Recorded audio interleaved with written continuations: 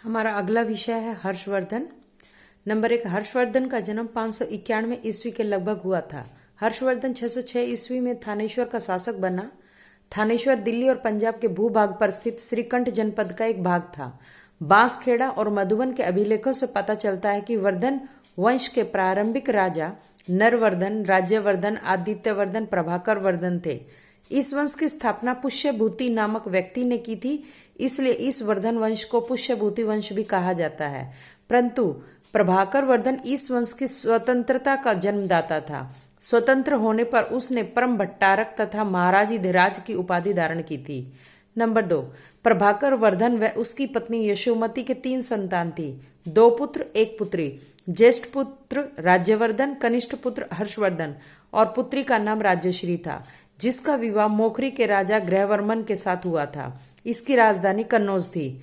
3, प्रभाकर वर्धन ने 604 ईस्वी में हूणों का दमन करने के लिए अपने पुत्रों राज्यवर्धन व हर्षवर्धन को भेजा, परंतु कुरंगक दूत ने प्रभाकर वर्धन की बीमारी की सूचना दोनों भाइयों को दी। हूणों के परास्त के बाद दोनों भाई आए, तब राज्यवर्धन सिंहासन पर बैठा, क्योंकि पिता की मृत्यु हो चुकी थी। पिता की मृत्यु के बाद राज्यश्री ने संवाहक नामक दूत को राज्यवर्धन को सूचित करवाया कि मालवा के शासक देवगुप्त ने ग्रहवर्मन उसके पति का वध कर उसे कैद कर लिया है। यह सुनते ही राज्यवर्धन कन्नौज गया और देवगुप्त का वध कर दिया, परंतु गौड़ शासक शशांक ने षड्यंत्र द्वारा राज्यवर्धन को मरवा दिया। अपनी जान बचाने के लिए राज्यश्री अज्ञातवास के लिए विंध्य की ओर चली गई।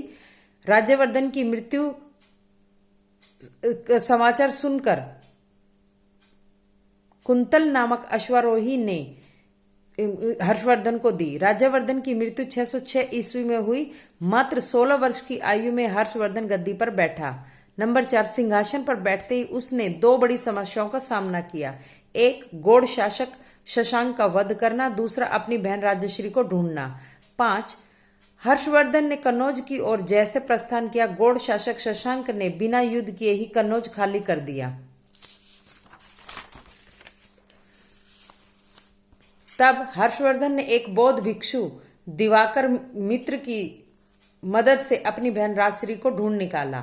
कन्नौज के मंत्रियों ने हर्ष को सिंहासन पर बैठने के लिए आग्रह किया, परंतु हर्ष ने स्वयं को राजपुत्र कहकर अस्वीकार कर दिया, लेकिन अपनी बहन राजश्री को कन्नौज की शासिका बनाया।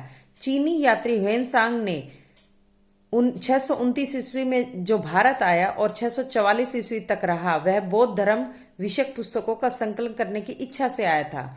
उसके स्रोतों के अनुसार हर्ष ने अपनी बहन को शासन चलाने में मदद की और अपनी राजधानी थानेश्वर से कन्नौज स्थानांतरित कर ली। हर्ष और राज्यश्री दोनों सिंहासन पर साथ साथ बैठते थे। नंबर 6, अपने भाई राज्यवर्धन की वध का बदला लेने के लिए उसने कामरूप के शासक भास्कर वर्मन की मदद ली।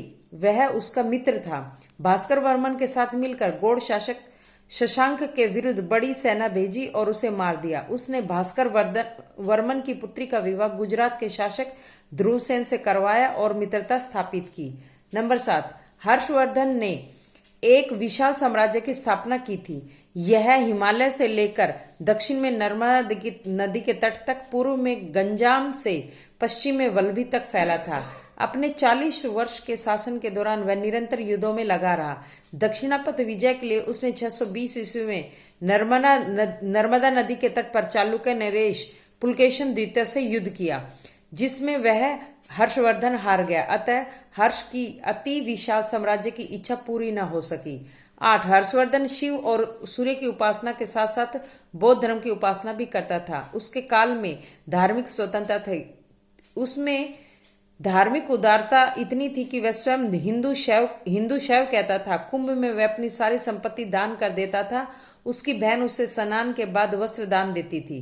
कालांतर में उसका झुकाव महायान शाखा की ओर हो गया। ह्वेनसांग ने उसे बौद्ध कहा है। हर्ष ने ह्वेनसांग के लिए कन्नौज में एक सम्मान सभा का आयोजन किया था। उसके चीन से मधुर संबंध थे। उसने 641 ईस्वी में अपना दूत चीन भेजा और 2 चीनी राजदूत उसके दरबार में आए थे। 9, हर्षवर्धन ने अपने साम्राज्य में यात्रियों, दीन दुखियों और रोगियों की सेवा सुविधा के लिए स्थान स्थान पर धर्मशालाएं, चिकित्सालय और कुओं का प्रबंध कर रखा था। नंबर 10, उसके दरबार में कादम्बरी और हर्षचरित के रचयिता बाणभट्ट, सुभाषितावली के रचयिता मयूर तथा चीनी यात्री ह्वेनसांग, जिसने सी यू की रचना की थी, रहते थे। 11, राज्य की आय का प्रमुख साधन भू राजस्व था, जो आय का छठा भाग होता था। अन्य आय के साधन थे हिरण्य, बाली, बिक्री तथा चुंगी कर। अपने शासन में 6 बार प्रति 5 वर्ष के बाद प्रयाग में सभाएं करता और 5 वर्ष में जो भी धन जमा करता उसे दान दे देता था। 12, उसके काल के समृद्ध नगर प्रयाग, बनारस तथा कन्नौज थे। पेशावर व तक्षशिला को हूणों ने नष्ट भ्रष्ट कर दिया था। मथुरा व पाटलिपुत्र का महत्व कम हो गया था। कन्नौज का केंद्रीय महत्व हो गया था। 13, हर्षवर्धन की मृत्यु 647 ईस्वी में हुई थी। उसके कोई संतान नहीं थी, अतः उसकी मृत्यु के बाद ही पुष्यभूति या वर्धन वंश का अंत हो गया।